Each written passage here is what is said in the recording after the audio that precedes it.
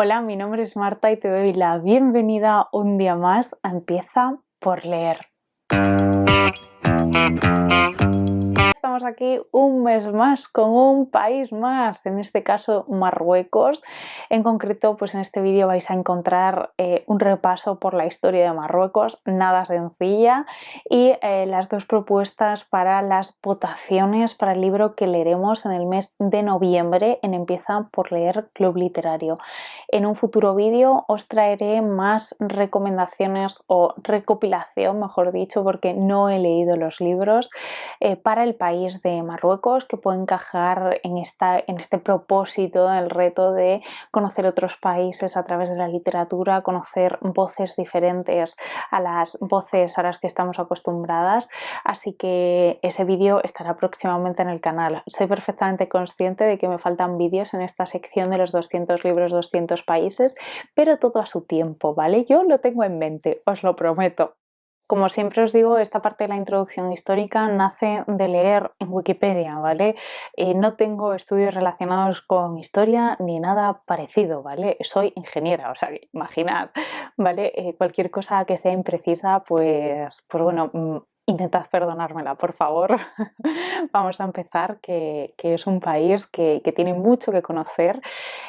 Marruecos, este país situado al norte de África con salidas al Mediterráneo y al Atlántico, un país que está muy cerquita de España y que tiene lugares maravillosos que visitar. Es el país más visitado de África y tiene una gastronomía súper potente. Vamos a remontarnos a los inicios de la historia. Los primeros pobladores sobre los que se tiene constancia en la historia escrita son los fenicios, pero se cree que colonizaron a los bereberes, que, ojo cuidado, son el grupo étnico mayoritario en la actualidad en Marruecos, ¿vale? Los fenicios se extendieron por todo el Mediterráneo haciendo negocio, mucho negocio, y Marruecos, por la posición en la que se encuentra, pues no se libró de esta colonización. Pero algunas tribus bereberes sí que consiguieron escaparse del control fenicio y fundaron el reino de Mauritania, que no tiene que ver con el país de Mauritania actual.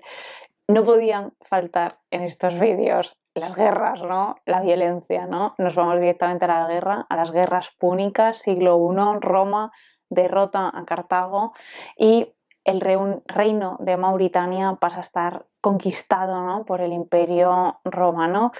Pero los bereberes fueron aprovechando las debilidades, las crisis del Imperio Romano y después del Imperio Bizantino para ir echándolos poco a poco y consiguieron expulsarlos de sus tierras.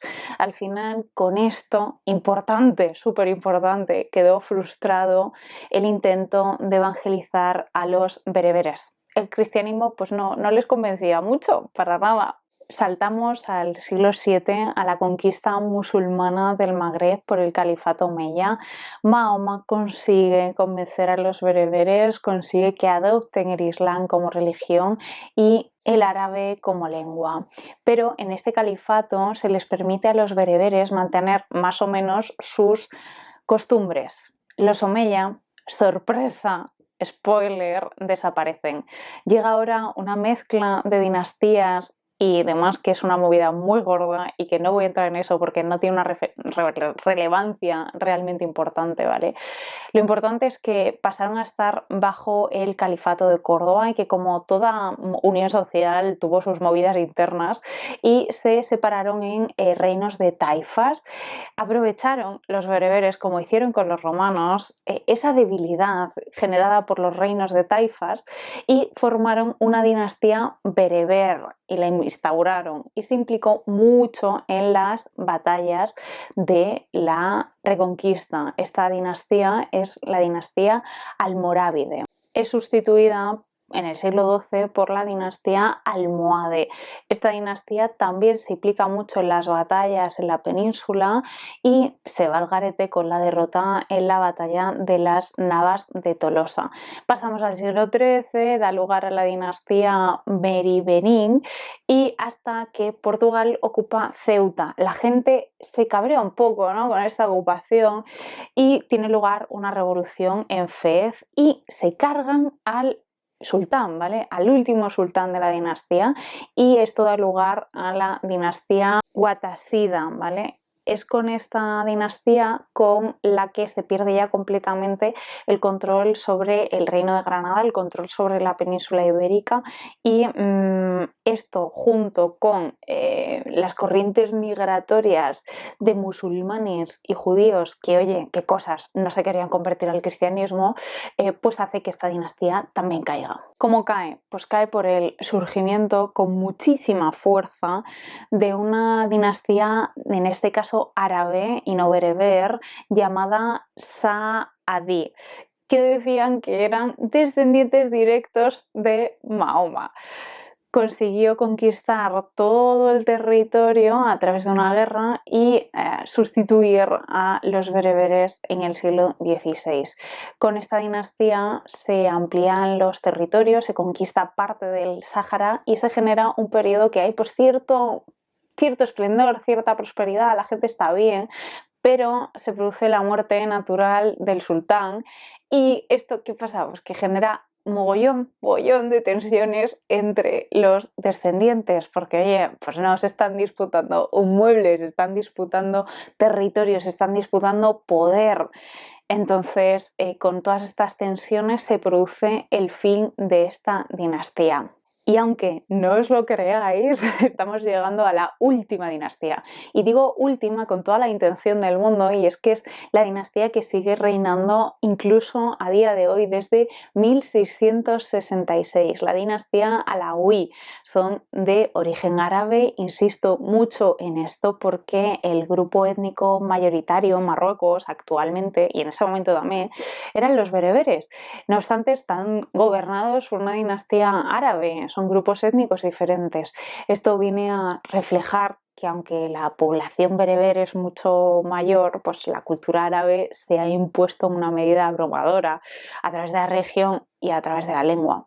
El árabe es la lengua oficial de Marruecos, y ahora, hace muy poquito, en 2011, se ha instaurado como lengua cooficial el bereber y se enseña en las escuelas. Hasta entonces no era una lengua reconocida. Durante el primer siglo de la dinastía Alauí, los esfuerzos de los sultanes se centraron en frenar la conquista española, quedando únicamente la limitada a Ceuta y a Melilla, ¿vale? Luego intentaron unificar el reino creando un gobierno centralizado. Esto era tremendamente complejo, vamos, imposible, porque tenía un montón de tribus bereberes que reclamaban su propia autonomía. Al final, Muhammad III, yo creo, es que hay muchos, ¿vale?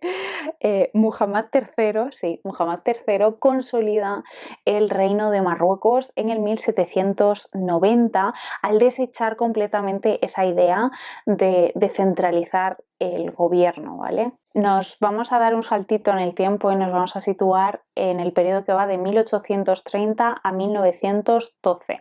¿Qué pasa en este periodo? Bueno, por una parte, Marruecos entabla relaciones comerciales con Estados Unidos. ¿Qué significa esto? Lori money.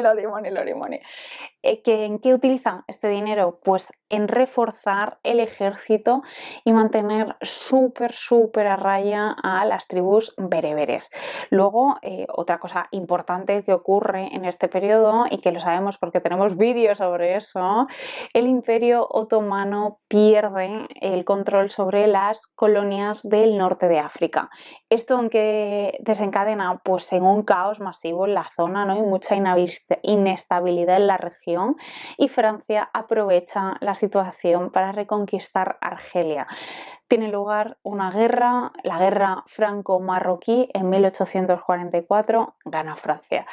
Además, si esta derrota no hubiese sido suficiente para Marruecos, para la situación marroquí en este periodo, pues tiene lugar la primera guerra hispano-marroquí en 1859 por las ciudades de Ceuta y Melilla.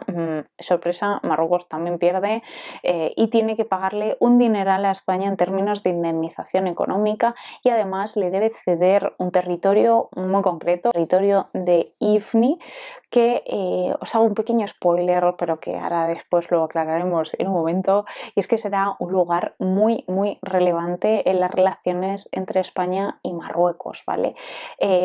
¿Por qué son importantes estas tres cosas, no?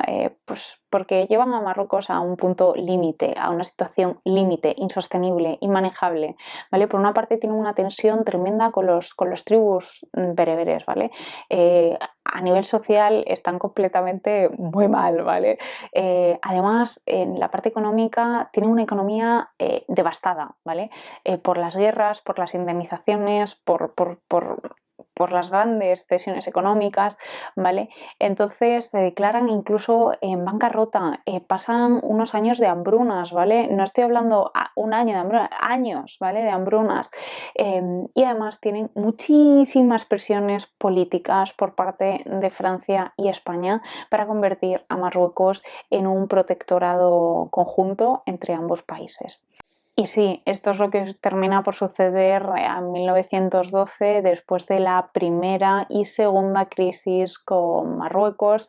Francia se queda como protectorado en la parte central de Marruecos, anexando con Argelia, y España instaura su protectorado en el norte y en el sur de Marruecos, ¿vale? Colindante con el Sáhara Occidental. Evidentemente hubo tribus que rechazaron convertirse en una colonia europea, y esto dio lugar a la Guerra del Rif entre 1911 y 1927.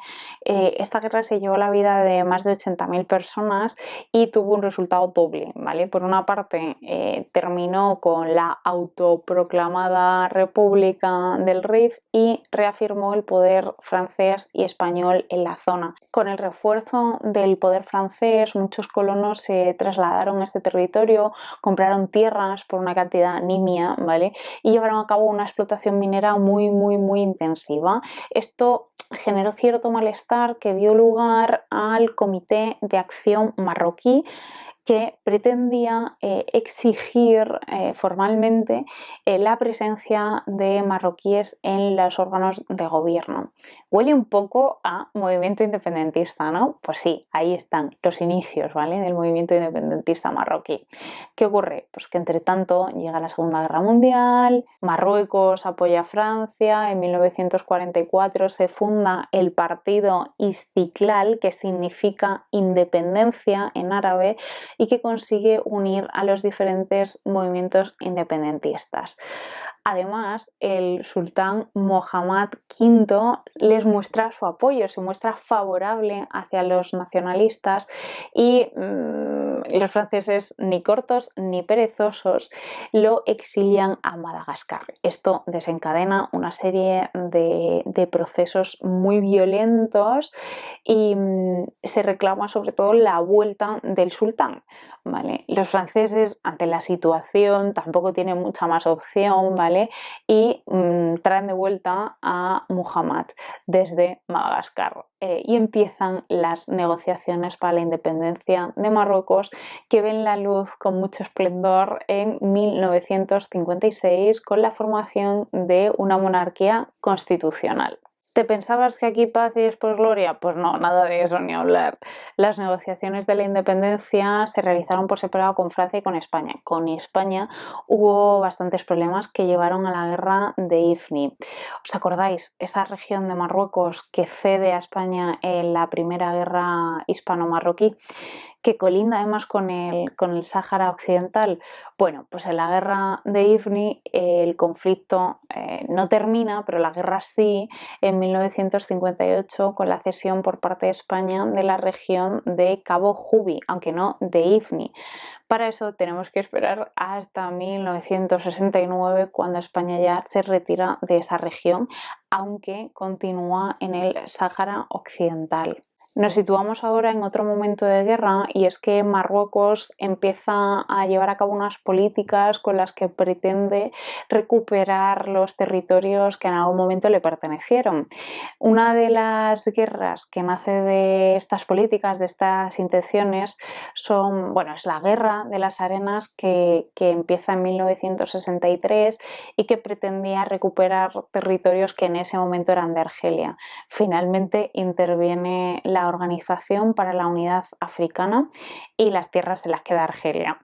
Siguiendo con esta idea de recuperar territorios, en 1975 tiene lugar la Marcha Verde, una invasión marroquí al Sáhara español con el apoyo de Estados Unidos. Termina con un acuerdo en el que España y Marruecos y Mauritania se repartirían el gobierno de la zona. España al final se retira del acuerdo y abandona la región ya definitivamente en 1976. Evidentemente los saharauis no se quedan con los brazos cruzados y responden a la ocupación con la formación del Frente Polisario y la proclamación de la independencia de la República Saharaui. Comienza un conflicto bastante largo que llega hasta nuestros días. Marruecos no reconoce esta independencia, empieza una guerra, se declara alto el fuego en el 91, la ONU interviene. En el 2000 incluso se lleva a cabo un referéndum gracias a la ONU sobre la autodeterminación del pueblo saharaui y el conflicto llega a nuestros días. ¿Qué repercusiones ha tenido este conflicto sobre Marruecos? Pues bueno, muchas consecuencias económicas que nacen de la degradación de las relaciones internacionales. Parece que estar a malas con la ONU no sale del todo bien a nivel de dinerillos, ¿no? Marruecos termina por abandonar un poco esa idea de reconquistar territorios y centra sus esfuerzos en la modernización del país, en la recuperación económica y sobre todo se nota a partir de 1999 con Mohamed Mohamed VI, que bueno, lleva a cabo bastantes acciones que van encaminadas a esa modernización, entre ellas pues una nueva constitución, el del 2011, la liberación de presos políticos, el reconocimiento de ciertos derechos para las mujeres como el derecho al divorcio y bueno, el reconocimiento de la lengua bereber y demás, ¿vale? O sea, son ciertas acciones que sí que dejan ver esa intención en la modernización del país. Esto es todo lo que os quería contar sobre la historia de Marruecos.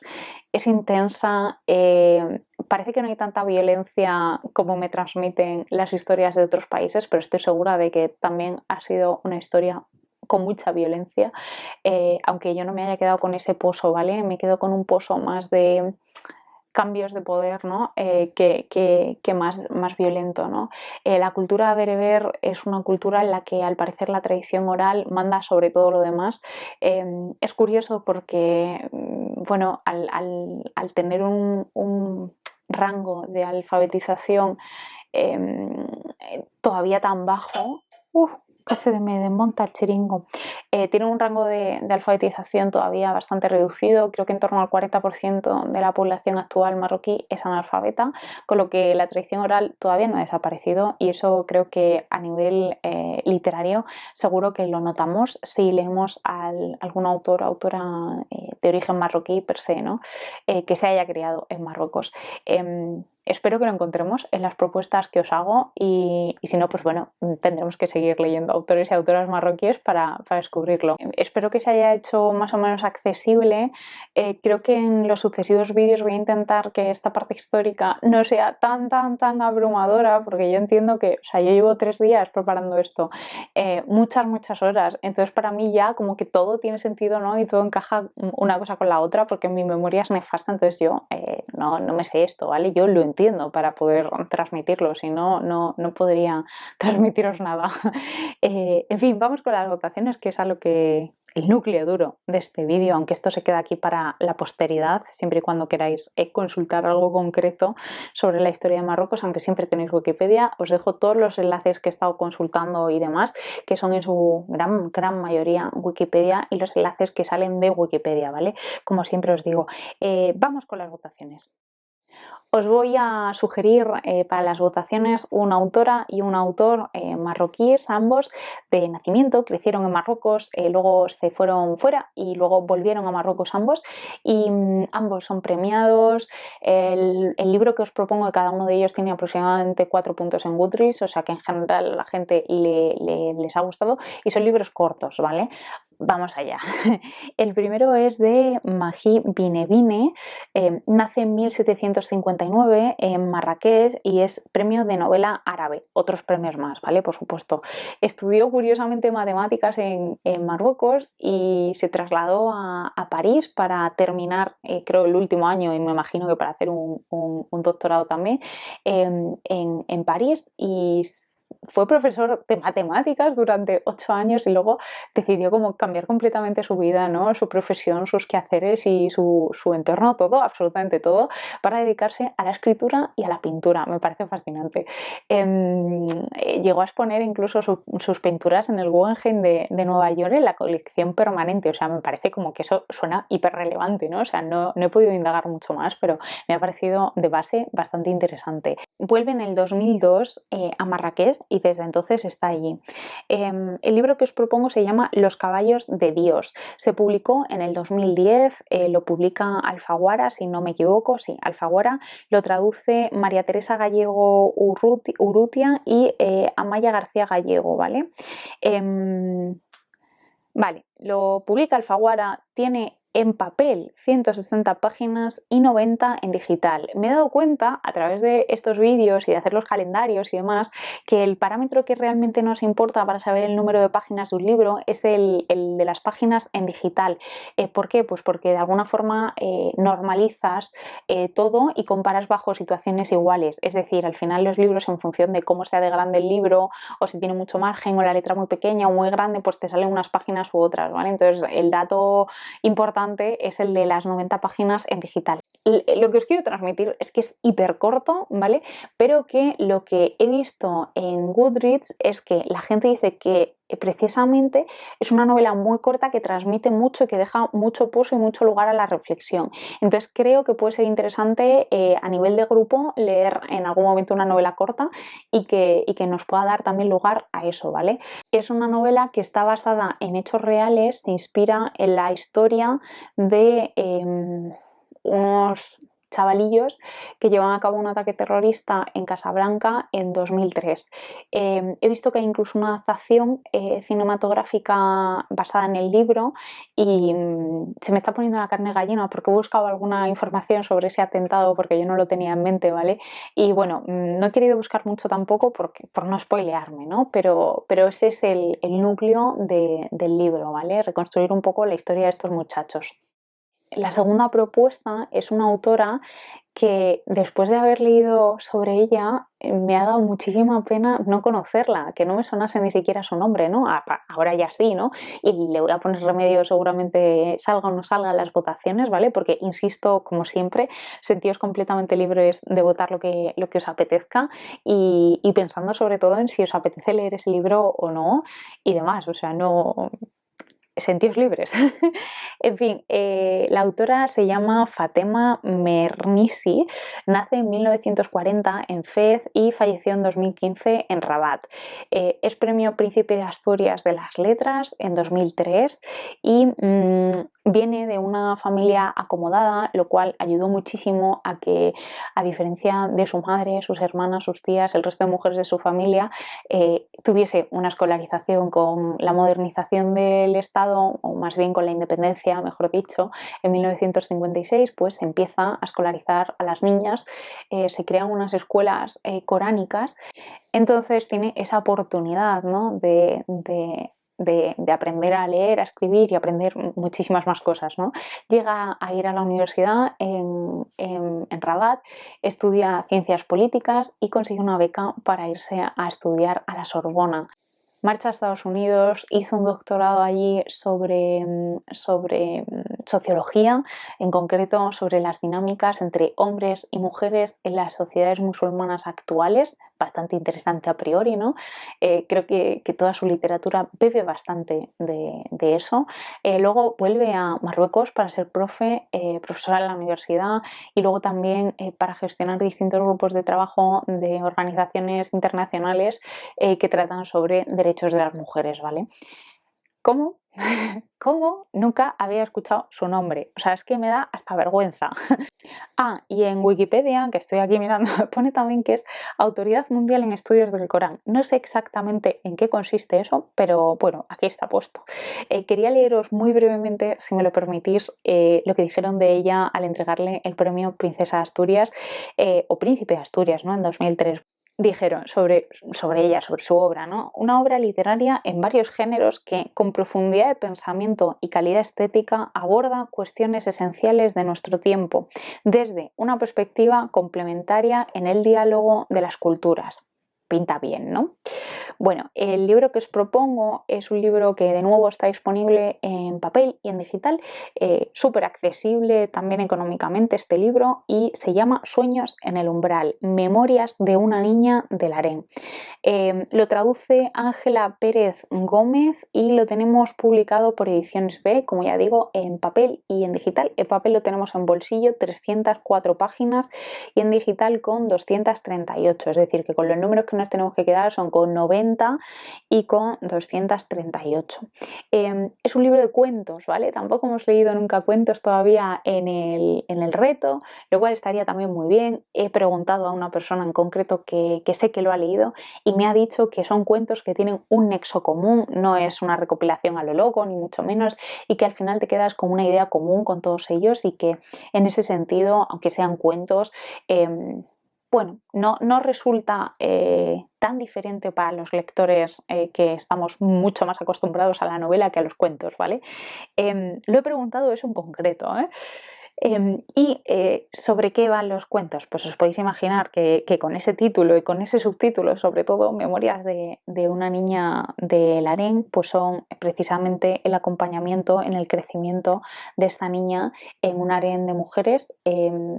Y eso es todo lo que os puedo decir, porque la sinopsis, como siempre, es súper críptica. O sea, esto es, o hay sinopsis que no sabes qué te están queriendo decir, ¿no? O te dicen muy poquito, o hay otras que te lo cuentan todo, no sé, los puntos medios y tal.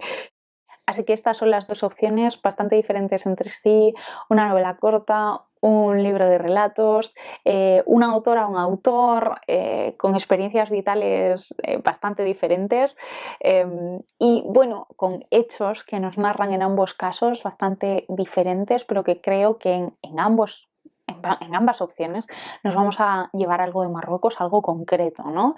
Que es lo que perseguimos aquí, porque abarcar la globalidad de un país con un solo libro es imposible. Pensad que os apetece más. El enlace de la encuesta está en la cajita de información junto con el enlace al grupo de Telegram. Os recuerdo que esto es para noviembre y bueno, que la encuesta estará disponible, lo más importante de todo, hasta el día 5, martes 5 de octubre a las 19 horas española peninsulares, ¿vale? Importante. En la encuesta os dejo una cajita de sugerencias para los próximos países. Vamos a visitar en diciembre, os recuerdo, Islandia, y sobre todo y más importante, en diciembre votaremos, bueno, que en realidad no será en diciembre, será en noviembre, votaremos los países para el primer trimestre de 2022, ¿vale? Así que ponedme ahí qué países os interesan, y si hay algún libro concreto de algún país que queréis leer en el reto, pues también os lo agradezco muchísimo, porque es una primera criba bastante importante y que al final pues se alinea un poco con los intereses de todos, ¿vale? Lo dicho, creo que no me dejo nada, pero aquí nunca sé si me dejo algo o no. Creo que eso es todo. Muchísimas gracias por todo vuestro apoyo. Contadme si os parece demasiado exhaustiva la parte histórica y creéis que estaría bien rebajarla. Quiero decir, porque si me estoy yo pegando esta paliza y no os interesa verla, o sea, quiero decir, entiendo que os interese la parte histórica, pero quizá no con tanta profundidad, no lo sé, ¿vale? Y eso sí que es todo. Ya está. Muchísimas gracias por todo. Os mando un abrazo enorme y os deseo unas muy, muy, muy felices lecturas.